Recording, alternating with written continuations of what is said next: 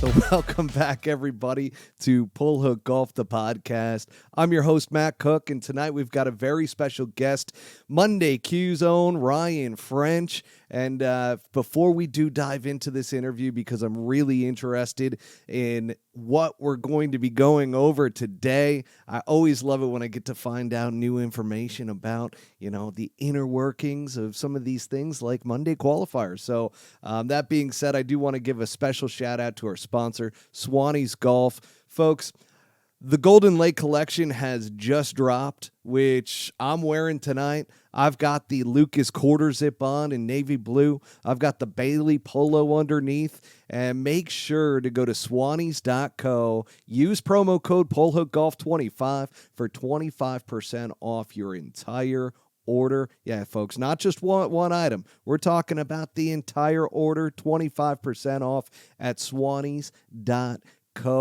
And feel free, folks, we're going to have a Q&A at the end. Drop in some comments for us if you would like to have a question be brought up on air at the end. But without further ado, here we go, Ryan. Let's get right into it, man. So I want to hear a little bit about your journey, especially into the world of golf. How'd you get started in all of this? Yeah. I grew up on a golf course, Matt. And so, I played golf pretty young. Our backyard was a little municipal course in the town I currently live. And I played community college golf and tried to walk on in a 4-year school. And that was kind of my wake-up call that I wasn't very good. And then I've just always been a golf nerd my whole life. So, kind of looking in Golf Week magazine in the back of the Detroit Free Press, looking up and down leaderboards. And and then fast forward many years, my dad and I used to go on a caddy trip every year and go on a mini tour and caddy. And so that was definitely my inside look into what life was like for players that aren't playing on the PGA Tour or LPGA Tour. I feel like a lot of golf fans miss all these great stories that come from Korn Ferry Tour or Monday qualifiers. And it's really neat because Bobby Brown, co-host here on Pull Hook Golf, he's the one that introduced me to your Twitter account, or X now. What is the proper terminology now? Is it just calling it X? Do people know what you're talking about? It's always going to be Twitter to me. I don't know. A tweet sounds better than a post. I don't know. So I just go with Twitter and tweet at all times. Love that. So Twitter it is. It's official, folks. It is Twitter. Getting back into your journey into the game of golf, what made you decide to start covering these Monday qualifiers? So long story short, after our caddy trips, I had met a bunch of guys caddied just, here and there, never as a full-time job, and was following Monday qualifiers. And let's see, 6 years ago now, my son had brain surgery. And so he was 2. I left my job to kind of, just take care of him for a little bit. My intention was to take 6 weeks off, and I started a Twitter account to my original idea was just to have the scoring links for Monday qualifiers. For those listening, they're all on different websites every week. And so the first idea was just to have all Monday qualifiers just on one page. And so started a Twitter account, and somehow I've never gone back to work. And here I am covering Monday qualifiers 6 years later.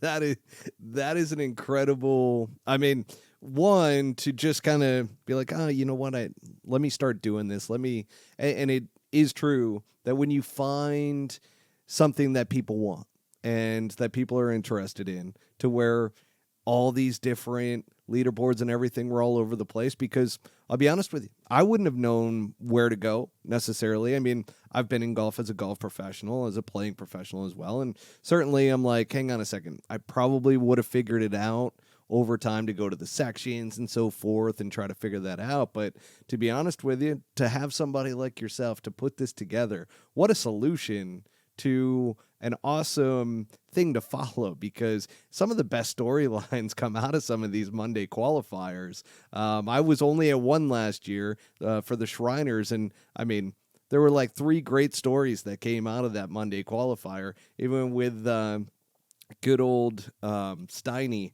Which, that's his nickname. Why can't I think of his name off the top of my head? Oh gosh, where he hit it out of bounds and ended up missing it by a shot. But that was, gosh, why can't I think of his name? I played a Monday qualifier with him for the BC Open way back when. I can't think of his name. Yeah. It's Bobby knows him as Steiny. It's smokes a lot of or used to smoke a lot of cigarettes on Okay. the golf Oh, course.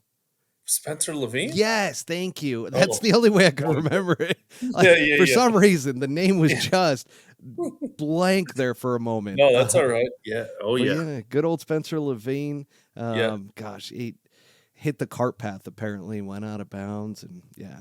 But it's really cool. So I do have. I'm curious because you've been doing it for 6 years, so you must have some really cool stories of some Monday qualifiers and so forth. But one thing in particular, like, what's your favorite moment or story from a Monday qualifier that you can remember over the 6 years?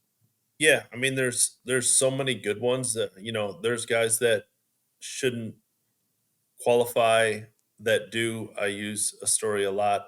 A guy named Todd Belkin, who was a pizza manager and an assistant pro, off and on, like just a true regular Joe, and had 2 rounds of his life. He played a great pre-qualifier and played a great Monday qualifier and got into the AT&T Byron Nelson. And he missed the cut by a billion, but it doesn't matter. I texted him on Friday after he missed the cut, and I said, how was your week? And he was like, it was unbelievable. I got to play practice rounds with PGA Tour members. So I think they don't get as much publicity, but I think that's a cool part of Monday qualifiers. And then obviously Corey Connors won the Valero Texas Open. Uh, you know, uh, I mean, there's tons of stories out there um, from Monday qualifiers. It's a very unique thing in sports. Yeah, you don't really get to just go on a Monday and go try to play for an NBA basketball team or for the New York Yankees, you know? It's not exactly like that in other sports, so it is unique to the game of golf. And that does make me all of a sudden immediately think of some of the other topics that we can go down that path on with LIV Golf and so forth, and how things might be changing and so forth. But we'll get to that towards the end, folks. We always leave the LIV Golf stuff towards the end as one of the fan favorite topics, whether you love them or hate them. But that being said, having just that journey of being able to qualify into into a PGA Tour event, because I think you said it right there, is that just that journey is so exciting to so many people that get the chance to do it that it doesn't even matter if they make the cut or not. Yeah, I mean, again, it's just very unique in sports. There's not a way to get into the NFL. There's not, outside of the traditional ways that you think of. Uh, this is truly a regular joke and teed up in a PGA Tour event. Obviously, the odds are super stacked against you. There's tons of very, very talented pros, PGA Tour winners, PGA Tour members at Monday qualifiers. So the odds are, slim to none, but there is a chance, and it happens every once in a while. And for the pros that are there, you can change your career, change your life in one week. Doc Redman did it. Russell Knox did it.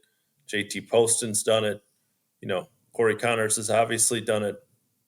There's tons and tons of pros who you now think of that are regulars on the PGA Tour that were chasing Mondays for a long time. I use one, the Northern Trust, which is now the Genesis, used to have a Monday qualifier, and Tony Finau was young, but he had been a pro for 5 or 6 years. He beat exactly 0 players in the Northern Trust Monday qualifier, shot 82 or 83 and beat 0 players. So If you go back and look at old Monday qualifying scores, which I do a lot, you're going to be like, oh, I can't believe he was there.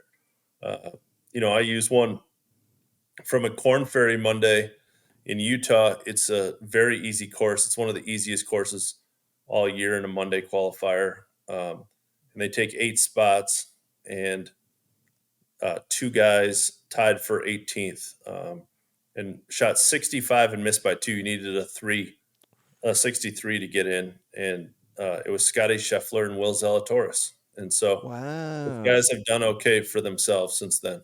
So Mondays are hard, but there's a lot of future or past talent often in each field. Yeah, I was going to follow up with who are some of the guys that were really surprising to see on Monday Q leaderboards that now are big names, and you just shared it. Scotty Scheffler, Will Zalatoris, Tony Finau. So it is kind of a way of young guys trying to make their way onto the PGA Tour, whether because Korn Ferry Tour players can play in Monday qualifiers. Like you said, an average Joe can go play. I think you have to have, what is it, a 3 handicap to Yeah, two. participate, a Yeah, 2 a handicap. two. Yeah. Gosh, and I'm trying to get my handicap up so I can start winning money again from some of these guys. But that being said, you are also a very big Korn Ferry fan. And I think that goes hand in hand with the Monday Q stuff. But why are you such a big Korn Ferry Tour fan? I think I saw a tweet recently from you that you said just how big of a fan you are and how great of these stories they are. So, I mean, why? Tell everybody, why are you such a big Korn Ferry fan? Yeah. I say it all the time, Matt, is like on the PGA tour, if there's not often a life changing or career changing win.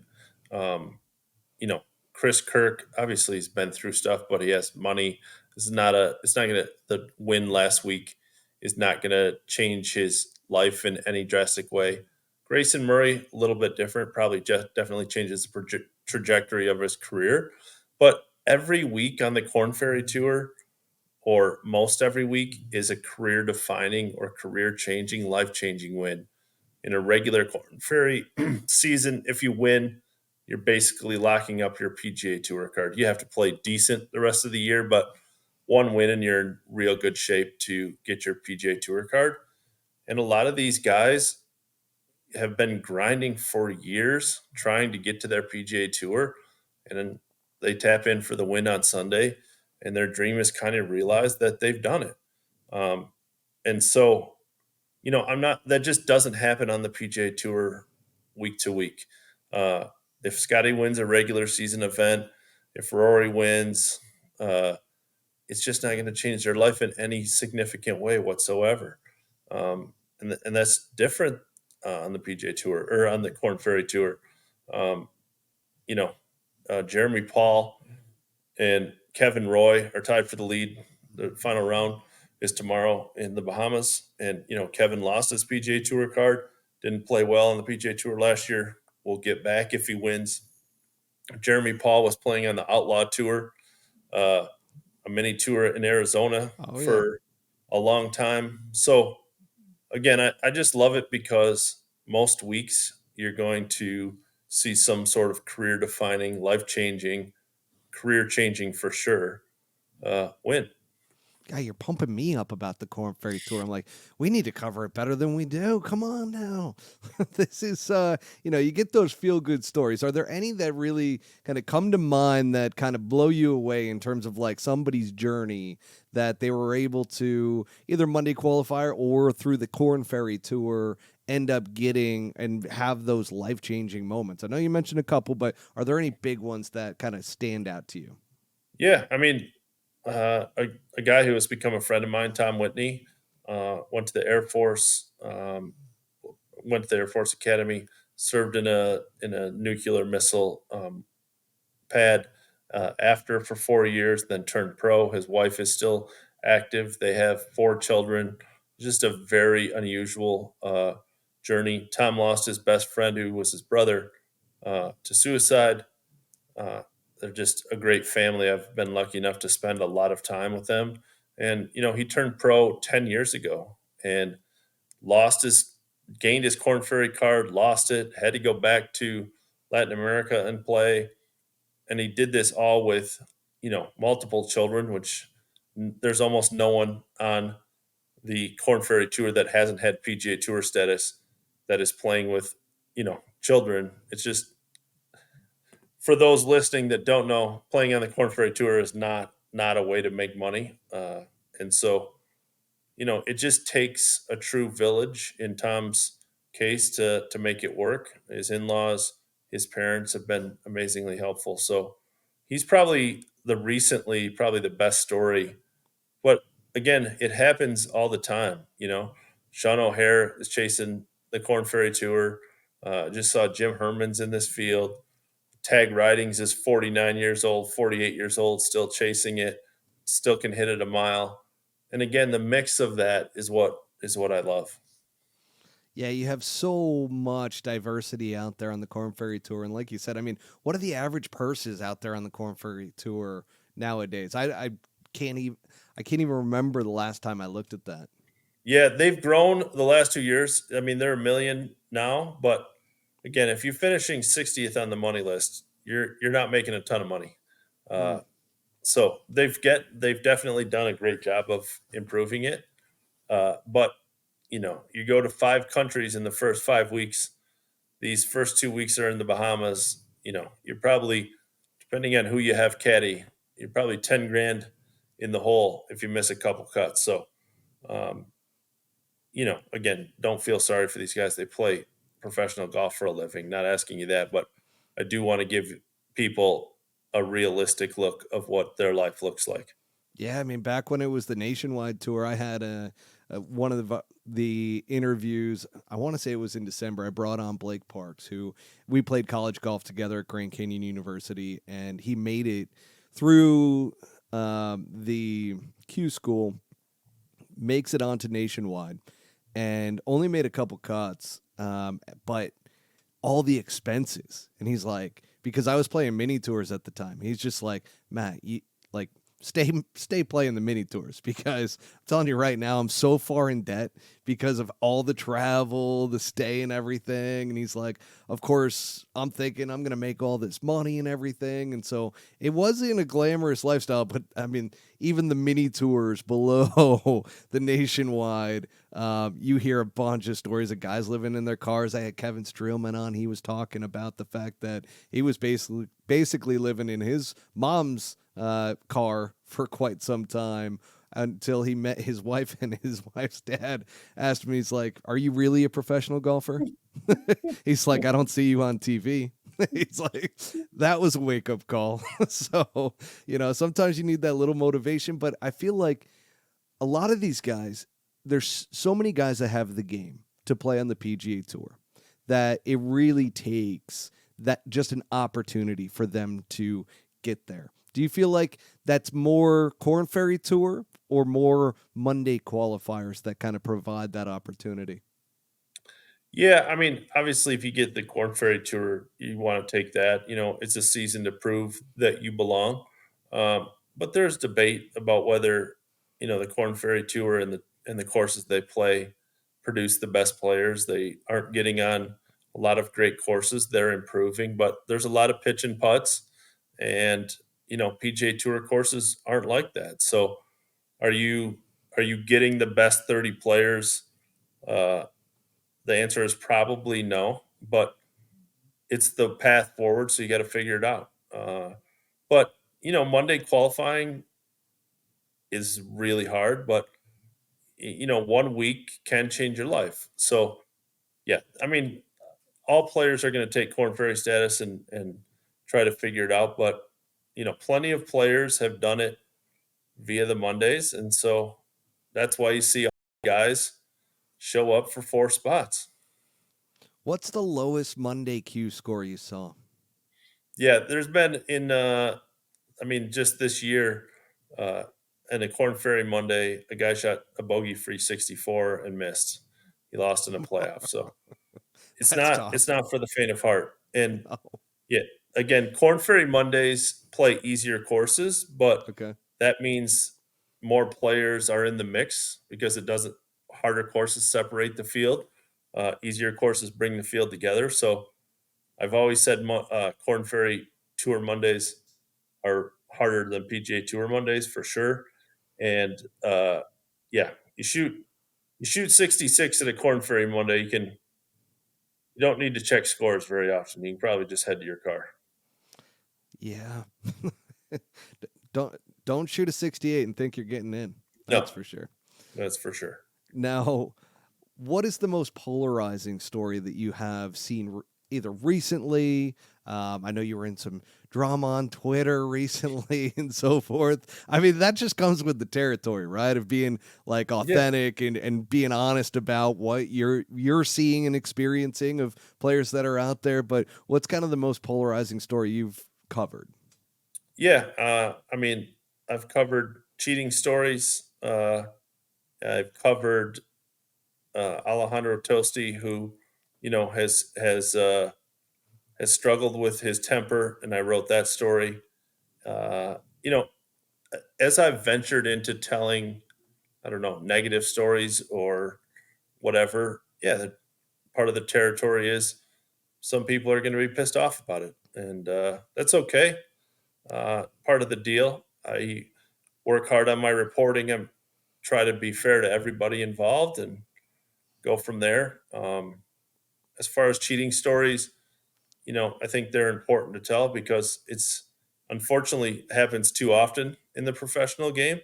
Uh, but I think again, there's so many negative stories written about the top players in the world.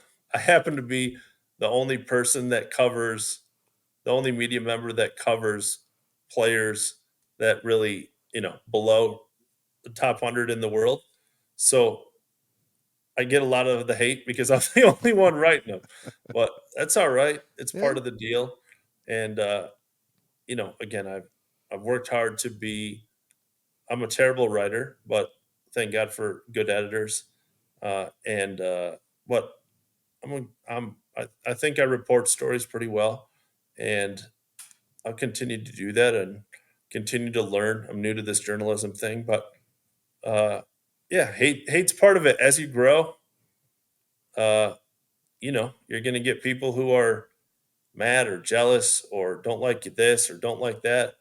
I look under Andy from the Fried Egg and No Laying Up. Those guys have grown their businesses like crazy, bigger than mine, and worked their ass off to do it. And now they get part of the hate, but they've been wildly successful, and I'm working to get there. I definitely think if you got some haters, you kind of have made it. I mean, we had some early on because I had Mikey Perez as one of my very first co-hosts, Pat's brother, and man, we in the beginning, neither of us knew what the hell we were really doing. So that was just a whole bunch of debauchery, and there were haters from the very beginning. We have one person that I'm going to disclose at some point, but it is a YouTube person that they go on every single YouTube episode, and there's only one person, which, but it's always one that does the thumbs down on Oh every yeah, single episode. sure, sure. They missed one though, so I'm proud about that. But no, if you have haters, that comes with the territory, obviously. You're not always going to write the positive story and everything, which kind of gets to a poll that we threw out there today around are you sick and tired of the negativity from both sides, whether PGA Tour or LIV Golf, in this whole entire thing? And I wonder what your stance is. Are you kind of tired of all the, one-sidedness on one side or the other and just the constant battling that's been going on? Yeah, I think we all are as a golf fan. Uh, yeah, as a reporter, again, you can't post anything either pro live or pro tour or negative tour or negative live and not be called, a tour stand or a live stand. Like, I try my best. I have not been perfect, not trying to pretend, like, try my best to be unbiased, and it's impossible and it gets annoying. And I think it's just not even from a personal perspective. We're just all tired of who's going where and what the thing is. Pro golf is pretty gross right now. Yeah. $600 million, and this person's getting 100 million, and this person's getting four. And how do we get more to the top player? It's just kind of gross. And it's honestly, I I have a big tip that I would never put out. Like, I'm just tired of it. Like, normally I'd be so excited about this scoop that I have, and I'm not even going to deal with it. I'm going to let someone else do it because I'm just going to concentrate more on what I do. Like, part of me has to do that, but yeah, pro golf needs to figure it out. Uh, I read quickly that the ratings were down for the Tournament of Champions and those kind of things. Live doesn't get a ton of, gets almost no viewers, 100,000 or 94,000 average or whatever. Like, I think a lot of that says that people are just sick of all of this. And I point a lot to kart versus IRL for the open wheel racing fans. I mean, it ruined open wheel racing. It's never recovered. And the longer this goes on, the more likely that Live and PGA Tour become kart versus IRL, and I'm afraid for the future of pro golf. Uh, yeah, the top part of pro golf stinks right now. All there is to it. I couldn't agree with you more. That is exactly my stance on it too. I'm like, guys, if we go too far in this entire thing to where it becomes so polarizing that especially the new audience that golf had because of COVID. It's Yeah, like during the pandemic, we gained so many additional participants and new people, and now they get this as their world of professional golf. And it has turned a lot of people away. They're just like, I'm not going to watch. And it's like, that's yeah. disappointing. I mean, I have a good friend, Chris. I mean, he is a golf nerd, knows everyone. Like, and he's like, I just have, I'm out. I just can't do it. I'll watch for the majors. I'll read about it, but like the days of sitting on a Sunday afternoon and watching the farmers or, you know, the waste management, he's like, I just can't do it anymore. And if we lose, I haven't talked to enough golf fans. I don't think it's a it's a huge problem yet, but I think we're getting there. Yeah. And guys like my friend Chris is, he is an avid golfer, plays golf all the time, loves golf, and now he's like, man, I'm just sick of all of it. And I'll still read about it. I'll still see who won. I'll still check scores, but am I going to sit down for 3 or 4 hours and watch a regular season event? Yeah, probably not. And that's the fans we're losing. And I think there's a shelf life on it. I think everybody is very tired of it. Couldn't agree more. It's I've had multiple people tell me that are golf fans that are like, it's becoming tennis. To what you Yeah. just mentioned with Chris, I'm just going to watch the majors. That's all it's becoming is about four majors.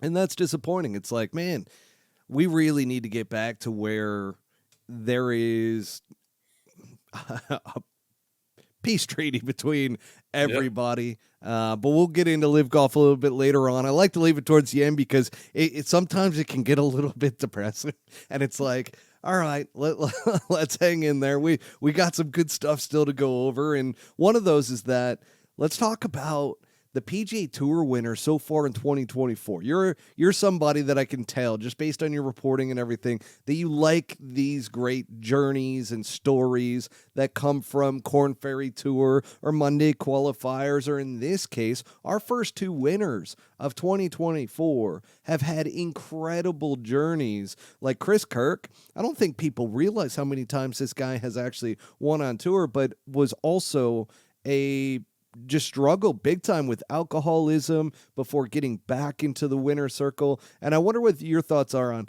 now that he is, on a great path in life and like really focused back on golf. I mean, how good is Chris Kirk really? Yeah. I mean, I think guys like Chris, Russell Henley, those guys have very underappreciated careers. Uh, you know, Badley has won 4 times and placed Monday qualifiers. he started to play better last year. It's like those guys to win multiple times on the PGA Tour is like you're in a you're already in a tiny percentage to be on the PGA Tour. To win once, you're even tinier, but to win multiple times like those guys have is rarefied. Like just really, as golf fans, including myself, we just underappreciate it too often. So I'm sure that when uh, last week or 2 weeks ago was super special just because from place he is in his life. He's been open about his depression and his alcoholism and his recovery from that. So yeah, I'm sure that was near the top, if not the top of his wins, just from a personal standpoint. Absolutely. And then last week, Grayson Murray wins the Sony Open, which we're between Bobby and Bobby's talked a lot about Grayson because he's been on Grayson's bag before. So have a lot of people in Bobby's circle and everything have gone and been on Grayson's bag. You had Kip Henley come out and say, I really missed out on being on his bag for this win. But I saw him, and I mentioned it to Bobby. I'm like, Bobby, he looks jacked right now on the Korn Ferry Tour. Like, he's gotten his stuff together, huh? And upon further review, yeah, he's got clean, got into the gym, and really started to focus in. And he gained a confidence that I don't even know if he knew was there. Being on the Korn Ferry Tour last year and how closely you look at and follow the Korn Ferry Tour, are you impressed by Grayson and what he's been able to do as well? Yeah, I mean, I think that uh, it's I think it's a lot harder for guys when they are on the PGA Tour, win, and then have to go back and play on the Korn Ferry Tour. If they go up to the PGA Tour and just don't keep their card and come back, it's still hard. I'm not trying to discount that, but being a winner, thinking you're going to be up there forever, and then having to come back, it just doesn't often work out where you get back to winning again on the PGA Tour. Um, and so, yeah, I mean, he was struggling for multiple years. It seems that off the course stuff was probably the biggest issue, and he said that he's clean, and that's great. He said the Bermuda uh, accident was kind of a low point in his life, and hopefully he's cleaned up his act. Grayson has pissed off a lot of people for sure.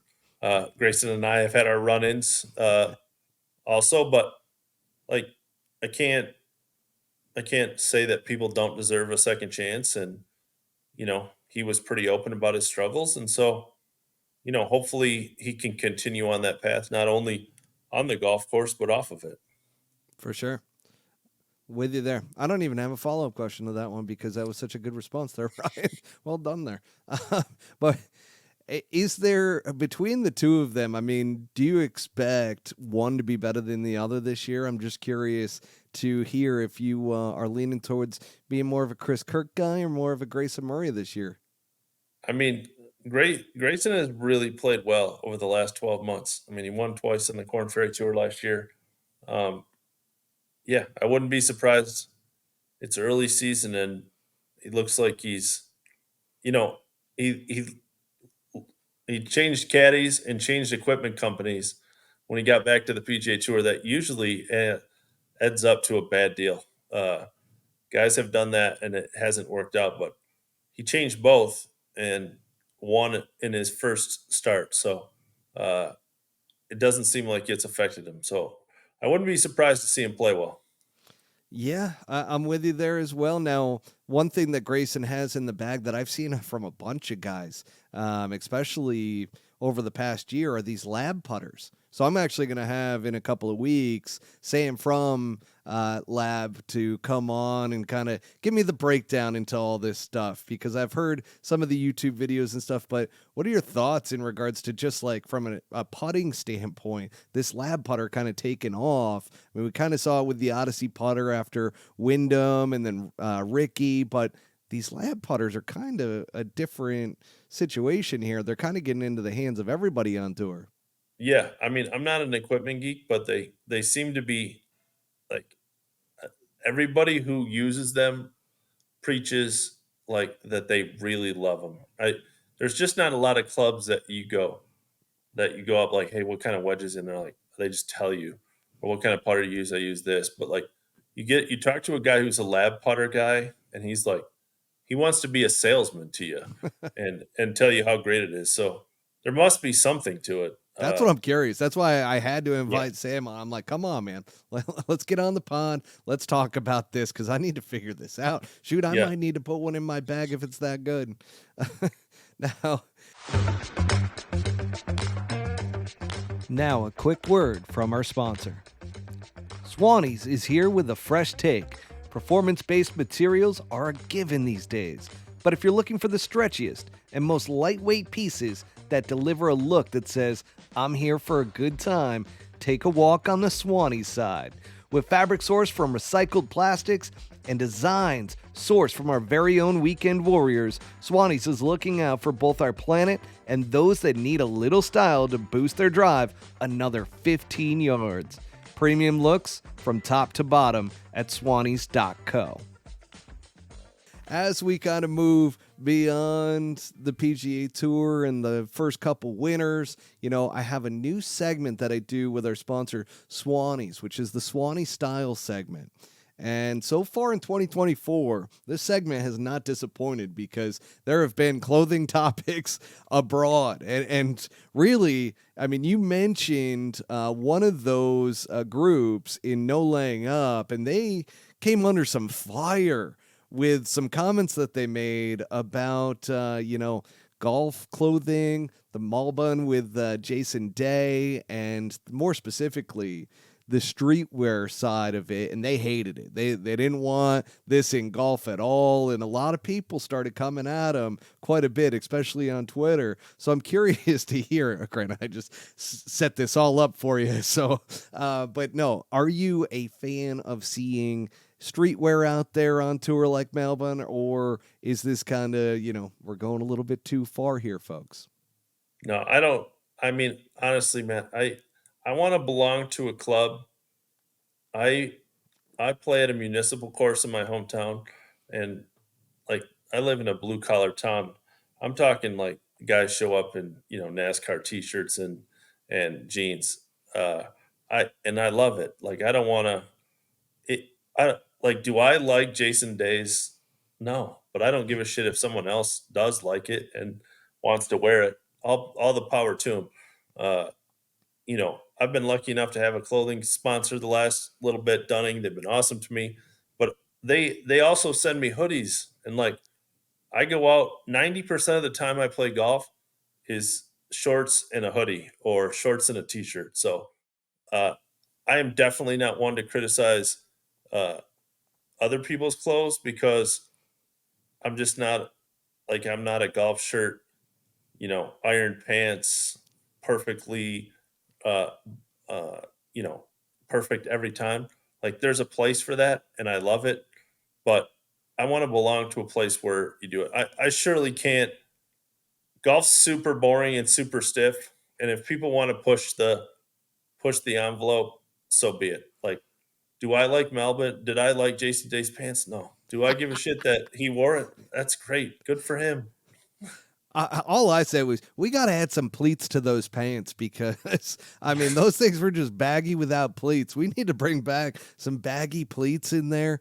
I love, by the way, the streetwear because I was a public golf course kid. I never belonged to a country club. Family couldn't afford it, so I was always along the lines of I love seeing people out there and even a t-shirt. I mean, shoot, I've got no issues with it whatsoever. I love when people can show off kind of their fashion sense and be who they are because a lot of times people's personalities come out in their clothing. And that's what I like about golf, kind of the diversification now with styles and everything and hoodies being a part of it. And I was a big basketball kid growing up. So before I ever got into golf, I was all basketball. So I love seeing the Air Jordans out there, the sneakers, the AJ1s. I'm a bit of a sneakerhead myself. So I love that you said that. I didn't mean to tee it up the way that I did to kind of be like, hey, if you go against Streetwear right now, people are going to come after you. But no. And then even with Swanee's, our sponsor, it's like, they're big on the untucked golf shirt and they make it so that it fits really good like that. So I'm all about it. And I really don't mind seeing the streetwear, and I love seeing different stuff out there. Now, the other part to this segment, we got a good old goat out there in Tiger Woods, who there's a lot of speculation around his next apparel partner. And who's it's going to be? There's a photo out there where he's carrying some Travis Matthews gear. Now, the question is, what are your thoughts? Where do you think Tiger should go? Now, you could say Dunning. I think he's going to Grayson. That's my guess. But, Yeah? I mean, Tiger can probably go where he wants or start his own thing. He still has plenty of pull. So my guess is Grayson. Charlie has some. Yep. Is a Grayson fan, and I would not be surprised to see him at Grayson. And they got JT and Tiger. We know their history, so I like that. I actually don't mind Travis Matthew either for him, but I do think Grayson will probably be it unless he launches his own line. I don't know. This was kind of a surprise. Like, I didn't hear anything last year leading into this departure between Tiger and Nike. So I wonder if it was a surprise for Tiger and he just couldn't get a brand put together that quickly. Yeah, I mean, it's not. I don't like top players are not my gig, but it is a surprise. I think Dan Rappaport did a thing. It just seems like Nike never really, built out the Tiger Woods brand. Um, they had some Tiger Woods stuff, but it seems like they left a lot of money behind in that. And now, maybe because he's older and they didn't do that, it was time to get out of it. But yeah, Tiger still has plenty of pull. I'm sure there are plenty of companies lining up at his agent's door to get him signed.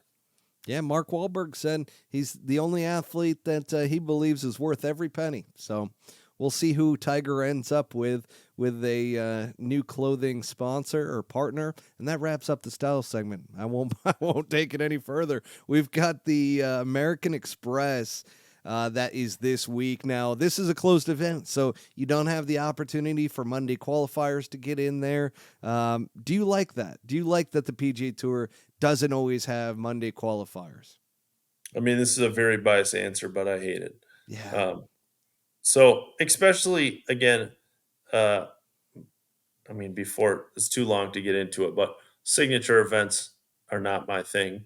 But the American Express, like no top pros, a lot of top pros are skipping it. So why would you not have a, and there's too many invitationals, too many signature events, too many closed. Like let's give guys some opportunity. So no, I hate it. Well, your opinion is also everybody that I've talked to, every pro that is out here in the Scottsdale area feels the exact same way. And that's weird because, like, even some guys that are in these events and they're like, hate them, absolutely hate them.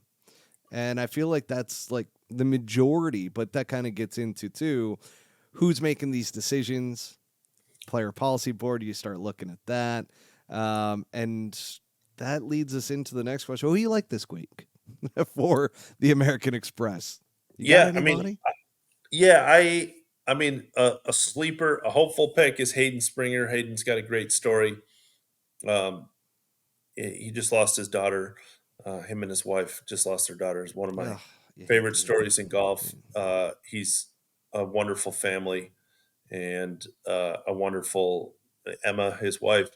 They just lost their daughter Sage, and just an amazing family and a good dude. And pulling for him, he got through Q school after really not playing, and this is his first event. So my long shot special would be Hayden. I'm going to say JT Poston's going to win, but Okay. I hope Hayden wins. That's strong. That's very strong. I like that. Yeah. I actually this week I really really like, God damn it, I hate to say it, Sungjae. Good old Sungjae. Oh yeah, I just Willie's on the bag. It's all right. Willie is. Willie's got a hell of a story. I mean, Yes, he he was does. supposed to be on the podcast last year, and then Foreplay got a hold of him, and he's been off air since. So we'll get Willie on here at some point.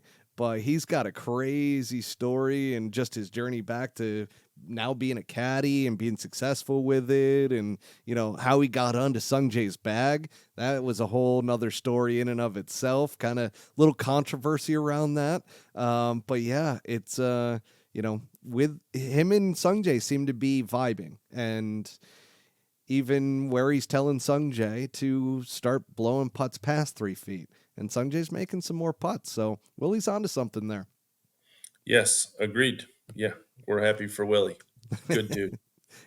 That he is. Now, with that said, we're going to push into LIV Golf.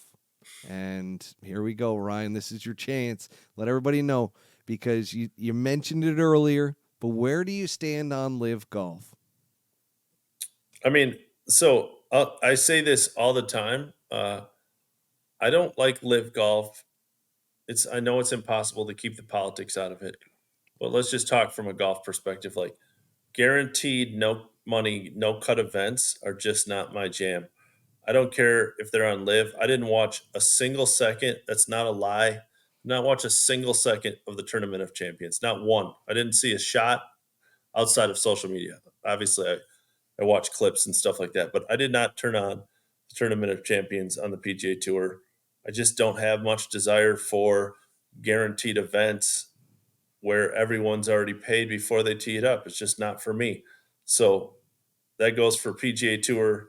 I won't watch signature events this year. Just don't have any desire to watch that.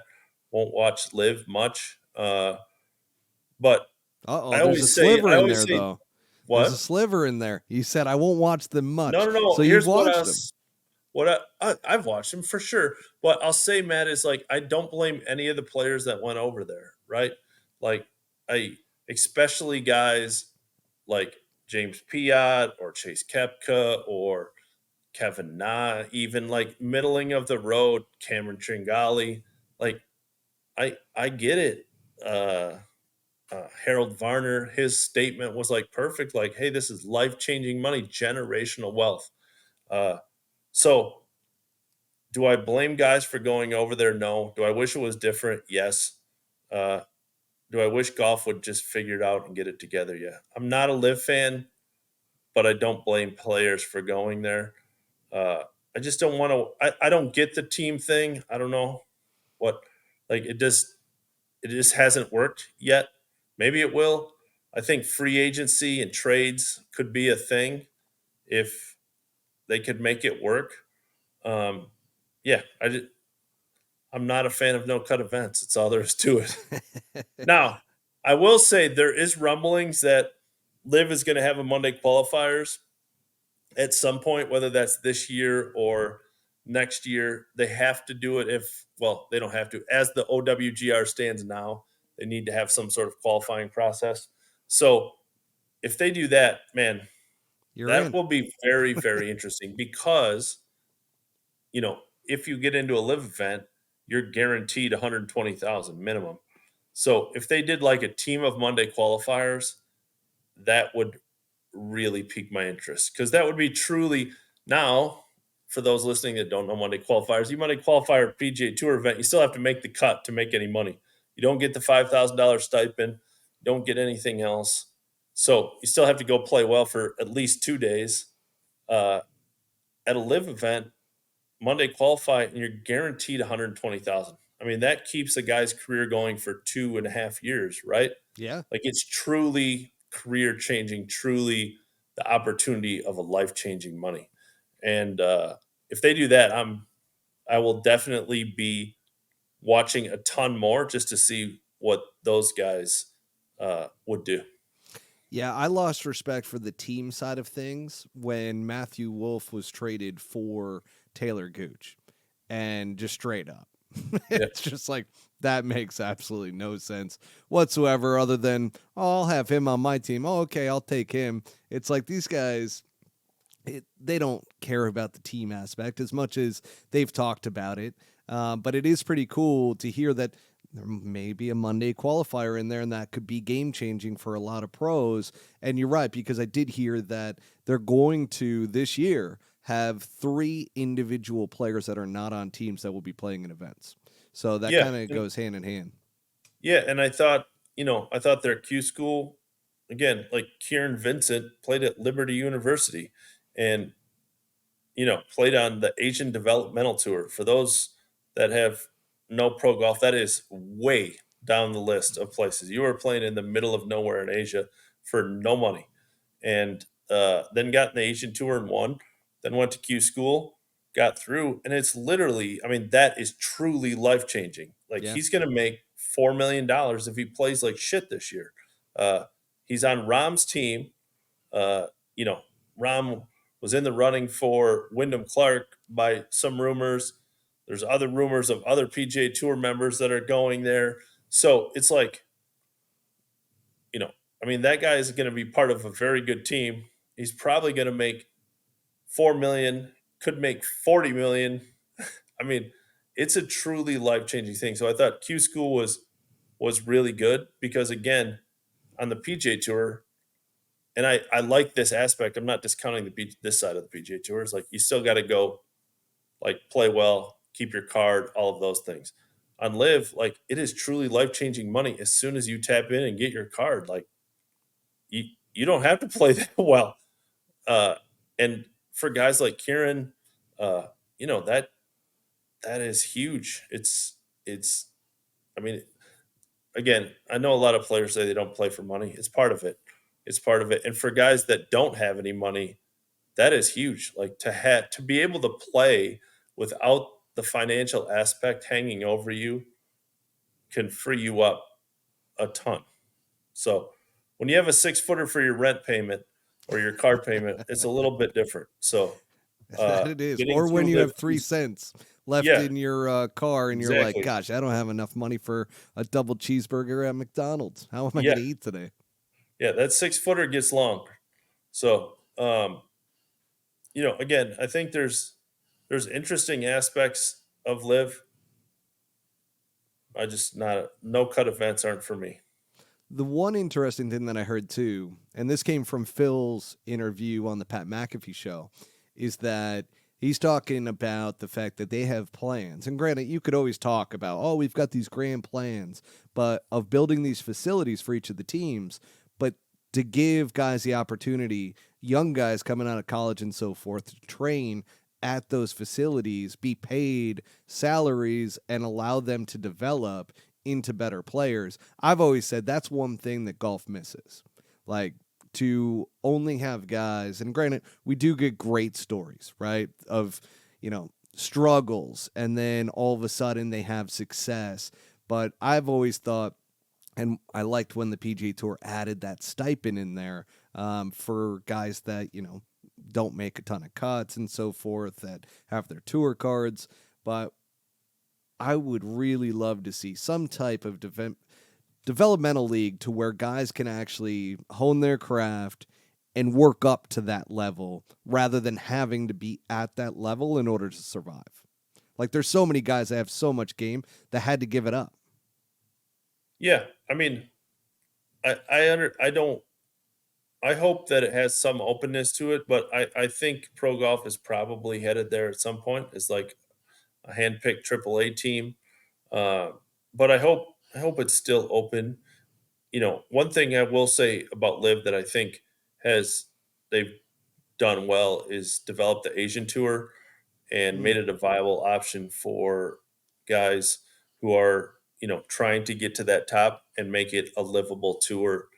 The international series is good, and you can make a living on the Asian tour. And the more tours out there in the world that guys can make a living, just a better chance that a few of them are going to break through. So um, definitely, they've done good things. It's not all negative. No, and I'm glad you said that because it's not. And people, for a long time, lot of people listening to this podcast that love Live Golf thought that that I was a big hater of Live Golf, and I'm like, I've actually watched every single event. Like, I actually will cover it. And granted, we make some fun of it, but at the same time, I'm not a hater. Like, I actually I like certain aspects of what it's doing to the game of golf, but at the same time, there's other aspects that I absolutely hate about it, and I hate. What it's done, the divide with everything, and some of the ridiculous money that's being paid out, almost $1 billion being paid to somebody. But there is one thing that I do need to say. You brought his name up. I was on the phone today quite a bit with people around Wyndham Clark, and I can confidently say he is not going. And it is not the money that was the reason why, because they met his price apparently, but he is not going to end up on good old Rahm's team. So I'm not quite sure who that fourth guy is going to be. Tony was in the conversation for a while, but they ended up not meeting Tony's number. So who knows? Who knows who's going to get this bag of money that's going to get sent over? I have a feeling it's going to be somebody that is not significant that comes over onto John's team. They're gonna have to hurry. It's Yeah, about we're about what 2 weeks away from. two.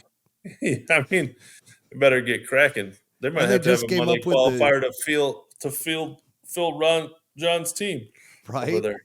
I mean, they're going to have to start reaching for some straws in a second. But they also came up with a team name for John. So the Legion of Doom. Oh no, that was one of my favorite WWE tag teams. Sorry. They're the Legion 13, I guess. I mean, apparently this is like historic and everything. I'm not a history buff. So when I first heard it, I kind of laughed at it. I was like, what the hell are we doing here? You got the range goats going up against Legion 13. Okay. But yeah, just needed to put that one out there for the people. Legion 13 is John Rahm's team because we haven't talked about it on this podcast yet. So there's that. And let's open it up to the audience. So, audience, this is your opportunity to ask any questions that you have for Ryan, myself, to jump in here. Looks like so Paul has just asked a question around what is your favorite cheating story that has happened that you've covered?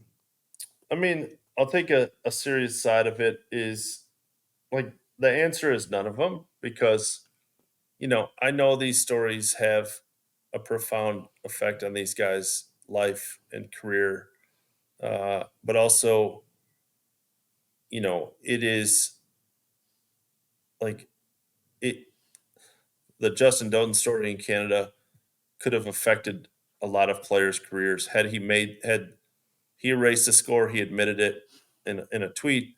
Um, if he had gotten away with it, there was guys that were going to miss the cut because of that, and the reshuffle was just happening. It literally could have ended players' careers. Um, and so, you know, do I feel good about writing that story? No. Do I feel bad? No. Uh, it's just part of the job, and it needs to be written because hopefully, if there's someone out there thinking about cheating, then they see the fallout from that. Justin will always have to answer those questions. The other guys that I've written stories about, uh, when it comes to honesty, will have to answer those questions for the rest of the career. And I'm not proud of that or don't feel like great about it. But again, I don't feel bad about it. I make sure that it's accurately reported and do that. But I, I don't have a favorite one because it's no fun to report those stories, but it's also part of my job and I think it's important. Who's the guy that had a million hole-in-ones? It was the huge controversy. Yeah, his name's Matt Moroz. Oh yeah. Yeah, he got DQ'd. Um, uh, he got DQ'd at Q school, and the section went out and found some balls that he said were lost, that he had found that were lost, and Oh, he had that whole story 58 had me hole in going. ones. Oh I man, that had was so actually it was at the Shriners Monday queue. I'm not going to drop in any names, but those guys not only knew him, but like one guy, he's like, we've known that he was a cheater for so long. And Aaron here in the comments because Matt Rose is an all timer. Come on. Love that. But we've also got Garrett here. He's asking, what's the best gambling story you have while playing with a pro? No need for names. I don't. There's not a ton of like on course gambling that I've been a part of. Like in the middle of an event, I will tell you, I caddied in the AT&T Pebble Beach Pro Am, and Ben Rector, who's uh, a Grammy-winning song, was Peter Jacobson's partner, and he and Mark Baldwin, who I was caddying for, had a bet, and Mark made the cut, and they were playing like closest two on a few holes, and Ben Rector is a stick and like was killing us. I mean, absolutely killing us. So uh, there's good bets. There's like going to make the President's Cup team for a few $1,000 that players have between them. I don't have a ton of good gambling stories. I feel like the Korn Ferry Tour, you're not going to have a ton of good gambling Yeah, you stories don't. out there because guys Yeah, are like, no, I need my money, man. yeah. There's just not a ton. Like, there's not a ton of money out there, so it's not a ton of good money games. Like, you know, normal stuff, but it's very minimal amount. I haven't been part of like a big money match. I'll tell you on the Butch Harmon Vegas tour while it was around, and I played on that for a season. There were some side bets that would go on there because the purses weren't huge or anything. You win an event, you win like 16 grand, which was actually big at the time for like a mini tour event. But yeah, there were little side bets, and there were bets from hey, next event, let's go out and have some drinks and see who can actually tee it up tomorrow. So there were some Yeah, of those as well.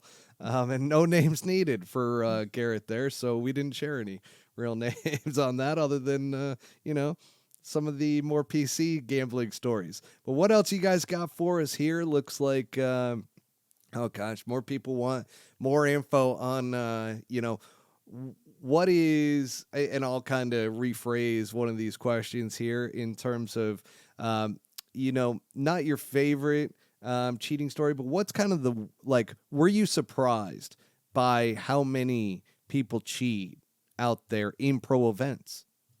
yes, tons. I have a rule that uh, it's my own rule is that you have to put your name on it if you want to accuse a player of cheating. And so, there's plenty of cheating stories that I haven't uh, printed because the player in the group or in the event wouldn't put his or her name on it. And yeah, it's been pretty eye opening to see how often it's happening. If half of the stories that I've heard are happening actually happen, yeah, there's not often I go a month without hearing at least an allegation of some sort of cheating, whether it's blatant cheating or, you know, he teed up in front of the tee marker and then said he didn't or whatever. Uh, it there isn't a month that I usually there's not a month that I don't hear about it. So it Wow, happens too way much. more than you think. That that is surprising, but not at the same time. I mean, the There, fact is, Matt, as like for those that don't know mini tour golf, it's very easy to cheat in mini tour events and Monday qualifiers. There's no fans. There's three rules officials across the entire golf course. There's not a lot of caddies, so you're talking maybe 50% at a Korn Ferry Monday. I mean, quite frankly, it's pretty easy to cheat, and so there's a lot of rumors. There's a lot of like, why does that guy always shoot 66s? Those kind of things. And there's also like, hey, I know for a fact he cheated. I'm like, okay, put your name on it, yeah. And so uh yeah, I mean, that's the thing is like people don't understand uh, that it's the opportunity is there more, so it happens more. Like on the PGA Tour, there's shot tracer, tracker, and all of those things. And a Monday qualifier, there's you and two other dudes, and maybe one or two caddies, and zero fans. And once every six hole, there's a rules official. So the opportunity is there. So players who are desperate take more chances to do such things. Well, it's also crazy that it happens on the PGA Tour too, and yet there's cameras and everything around. So Hmm. it's kind of nuts to see that, especially at this level. But here comes Jeff with Jeff Mossbrucker. I believe I said that correctly. If I can see it properly, sorry, Jeff. I know you're a longtime listener here, but can a graduate of the Korn Ferry Tour who can't get a spot into the PGA Tour event play last minute somewhere else, or no, because they didn't ask for a PGA Tour release? They can only play in a Corn Ferry event uh, without a release. So they can't go to like an Asian Tour event or anything like that. But this week it doesn't line up. But say the Corn Ferry event and the PGA Tour event lined up and they were Thursday through Sunday, then you could, if you're second or third alternate and Wednesday night you decide I'm going to go fly down to the Corn Ferry event and play, you can do that as long as you've committed. You can commit to uh, both the Corn Ferry and the PGA Tour as long as you're not in at that time, and then withdraw from the Corn Ferry event if you get into the PGA Tour event, or fly down to the Corn Ferry and get in. But the rule on the Korn Ferry Tour is 15-day release to play in any other event, 45 if you're on the PGA Tour. So you need to plan well ahead if you're trying to get a release to play an Asian Tour event or something to that. And you can't play live because you still get suspended. Jeff, great question, man. I didn't know that. So that's all new info for me as well. Great stuff there. And I believe this is just a comment from Garrett, but Garrett Winder, he says that some guys just have it in them. They cheat. Always have, always will, even reverse sandbaggers. Oh, don't get me started on the handicap system here, Garrett. I've been trying to get mine north of one. I've been trying so hard, and yet I'm still like trying to make 3-footers. It's not like I'm sitting there missing them, but gosh darn it, that handicap system, man, it is. I don't know how these sandbaggers do it. They must play a crap ton of golf. That's all I Garrett, can say. Garrett, I will tell you that I've written a lot of people like Justin Doden from Canada and didn't have a lot to say. Every other cheating story that I've written, I get a lot of, yeah, I'm not surprised, or here's a story about that guy at some other event. So, yes, it's usually a reputation that catches up with them versus like a one time thing. But Justin seemed to be an outlier from what I've gathered. But most of the time, you're 100% correct. It's eventually catches up with him. You hate to see it. You hate to see it. But if anybody's got any last questions, come on, because we're going to wrap it up. I've taken plenty of time from poor Mr. Ryan French here from Monday Q Info. And I am very grateful, by the way, Ryan, for you coming on, spending the time with us, spitting that knowledge at us, letting us know. And man, keep doing what you're doing by following these Monday Qs. I mean, I'm addict now. I follow all your Twitter posts at this point and all the articles. So really appreciate it. And Garrett just has one last thing to say. He said, Justin seems legit. So Yeah, we got that. I think he made. I mean, his tweet was. I think it was a genuinely terrible mistake, and I hope he gets back one day. Love that. Well, Ryan, let the people know where can people find you. I know you've got a podcast for yourself as well, so let everybody know the Twitter handle or X, the website, the podcast. This is your chance to let everybody know where to find you. Yeah, just go to Monday Q Info. All the stuff is there. Any Given Monday is my podcast. MondayQ is .com is my website. And yeah, thanks for having me on, Matt. Hey, it's my absolute pleasure. I want to Once again, say thank you to Swannies wearing their gear tonight. They sent this out. This is all fresh from their brand new Big Lake collection. And I got to tell or Golden Lake collection, sorry. The Golden Lake collection. So make sure to use promo code PoleHookGolf25 at checkout. Get 25% off your entire order at swannies.co. And the one thing I didn't mention in the beginning that I normally do on this is that a lot of their stuff is recycled plastics in their golf shirts and everything. So you're saving the planet by helping out Swannies. And once again, everybody, until next week, we will see you guys soon. And thanks again for listening.